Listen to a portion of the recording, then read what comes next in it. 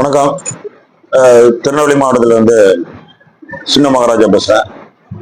அதாவது தேர்தல் ஆணையத்தினுடைய இதுக்கு அதாவது இந்த 2026 சட்டமன்ற தொகுதிக்கு, அதாவது திருநெல்வேலி மாவட்டத்தில் சரி, 234 தொகுதியிலும் சரி, சுயேட்சையா வேட்பாளர்கள்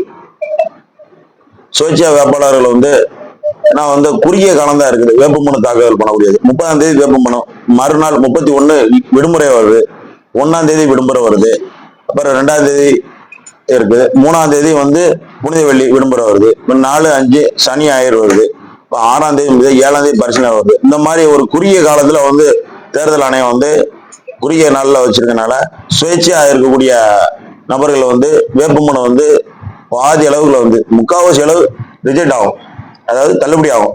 அதனால அந்த சுயேட்சையா இருக்கக்கூடிய நபர்களுக்காண்டி சென்னை நீதிமன்றத்தில் வழக்கு தொடர்ந்துருக்கேன். தேர்தல் ஆணையத்து மேல பொதுநல வழக்காக தொடர்ந்துருக்கேன்.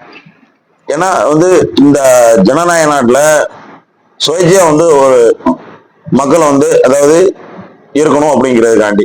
ஏன்னா இந்த 2026 சட்டமன்ற தேர்தலில் இவ்வளவு குறுகிய காலத்துல, அதாவது விடுமுறை நாட்கள் இருக்கு, அதுல யாரும் அந்த அளவுக்கு இது பண்ண முடியாது அப்படிங்கிற ஒரு நோக்கத்துலதான் பொதுநல வழக்கு தொடர்ந்துருக்கேன்.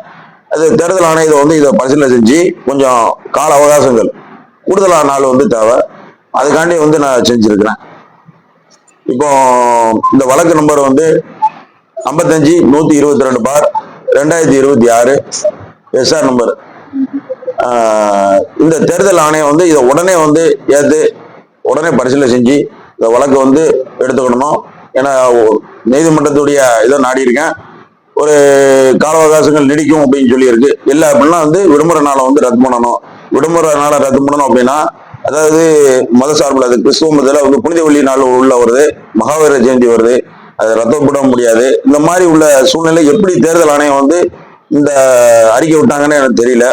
அதனால இந்த வழக்கை நான் தொடர்ந்துருக்கேன், பொதுநல வழக்கா தொடர்ந்துருக்கேன். கால அவகாசத்தை நீடிக்கணும், அதாவது கூடுதலாக ஒரு 15 நாளுக்கு மேல எனக்கு தேவை அப்படின்னு சொல்லி இந்த வழக்கு தொடர்ந்து